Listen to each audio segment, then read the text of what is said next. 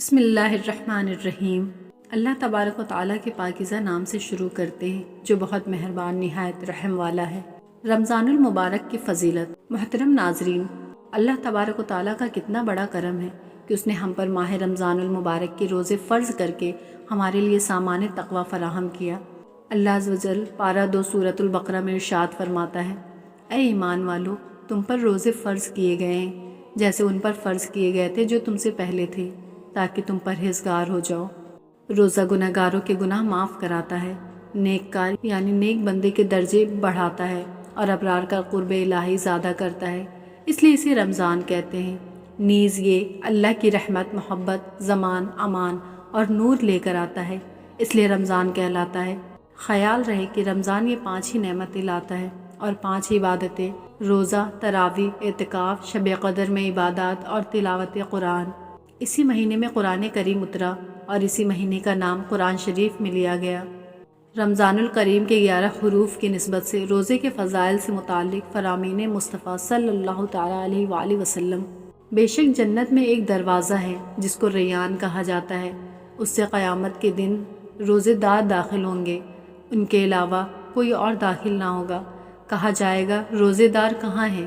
پس یہ لوگ کھڑے ہو جائیں گے، ان کے علاوہ کوئی اور اس دروازے سے داخل نہ ہوگا۔ جب یہ داخل ہو جائیں گے تو دروازہ بند کر دیا جائے گا، پس پھر کوئی اس دروازے سے داخل نہ ہوگا۔ جب ماہ رمضان کی پہلی رات آتی ہے تو آسمانوں کے دروازے کھول دیے جاتے ہیں اور آخرت تک بند نہیں ہوتے۔ جو کوئی بندہ اس ماہ مبارک کی کسی بھی رات میں نماز پڑھتا ہے تو اللہ عز و جل اس کے ہر سجدے کی عوض یعنی بدلے میں اس کے لیے 1500 نیکیاں لکھتا ہے اور اس کے لیے جنت میں سرخ یاقوت کا گھر بناتا ہے۔ پس جو کوئی ماہ رمضان کا پہلا روزہ رکھتا ہے تو اس کے سابقہ گناہ معاف کر دیے جاتے ہیں اور اس کے لیے صبح و شام تک 70,000 فرشتے دعائیں مغفرت کرتے رہتے ہیں۔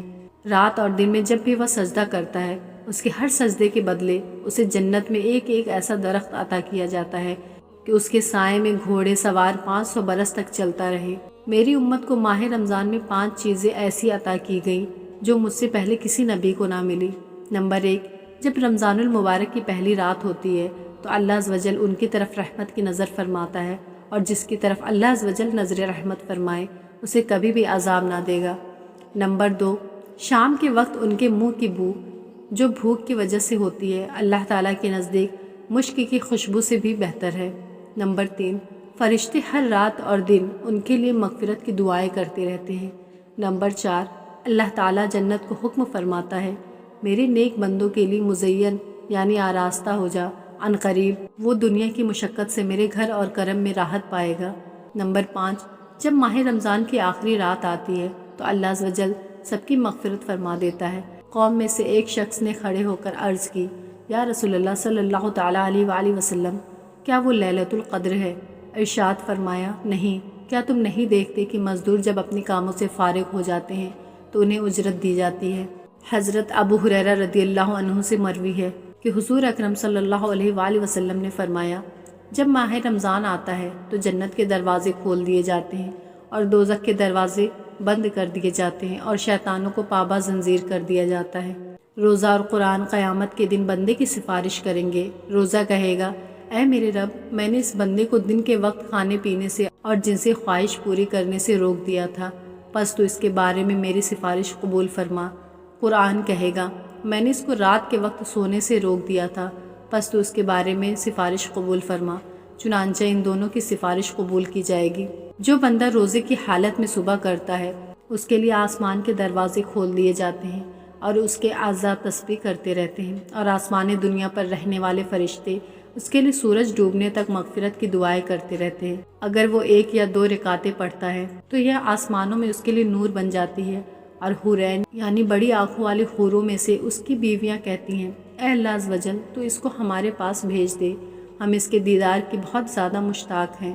اور اگر وہ لا الہ الا اللہ یا سبحان اللہ یا اللہ اکبر پڑھتا ہے تو 70,000 فرشتے اس کا ثواب سورج ڈوبنے تک لکھتے رہتے ہیں۔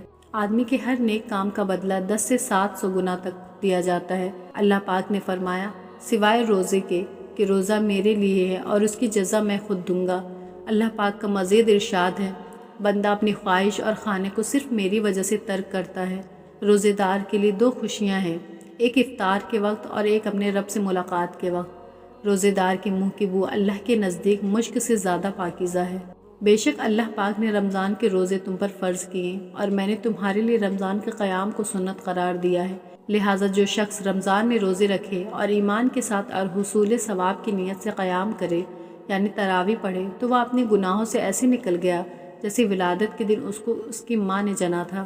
جس نے ایک دن کا روزہ اللہ عز و جل کی رضا حاصل کرنے کے لیے رکھا، اللہ عز و جل اسے جہنم سے اتنا دور کر دے گا جتنا کہ ایک کوا جو اپنے بچپن سے اڑنا شروع کر دے یہاں تک کہ بوڑھا ہو کر مر جائے۔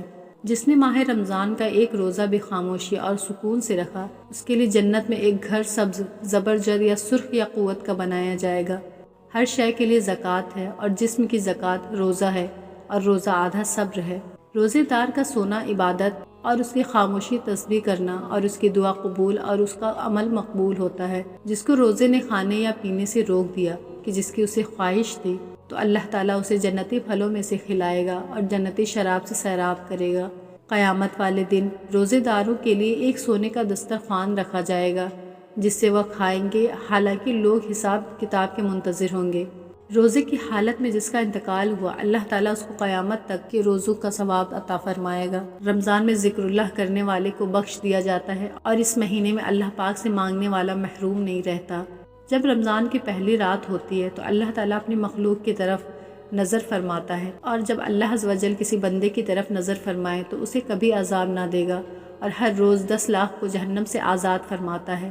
اور جب 29ویں رات ہوتی ہے تو مہینے بھر میں جتنے آزاد کیے ان کے مجموعے کے برابر اس ایک رات میں آزاد فرماتا ہے۔ پھر جب عید الفطر کی رات آتی ہے، ملائکہ خوشی کرتے ہیں اور اللہ عز و جل اپنے نور کی خاص تجلی فرماتا ہے اور فرشتوں سے فرماتا ہے، اے گروہ ملائکہ، اس مزدور کا کیا بدلہ ہے جس نے کام پورا کر لیا؟ فرشتے عرض کرتے ہیں، اس کا پورا اجر دیا جائے۔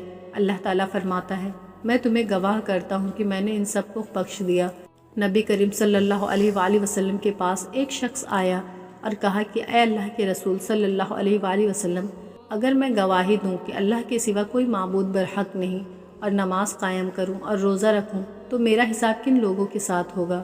آپ صلی اللہ علیہ وآلہ وسلم نے فرمایا، اگر تو یہ 3 کام پر اڑ جائے تو تیرا حساب شہداء اور صالحین کے ساتھ ہوگا۔ اللہ رب العزت رمضان کی ہر رات لوگوں کو جہنم سے آزاد کرتا ہے۔ اگر بندوں کو معلوم ہوتا کہ رمضان کیا ہے تو میری امت تمنا کرتی کہ کاش پورا سال رمضان ہی ہو۔ اللہ سے دعا ہے کہ اللہ تعالی ہمیں کہنے سننے سے زیادہ عمل کی توفیق عطا فرمائے، آمین۔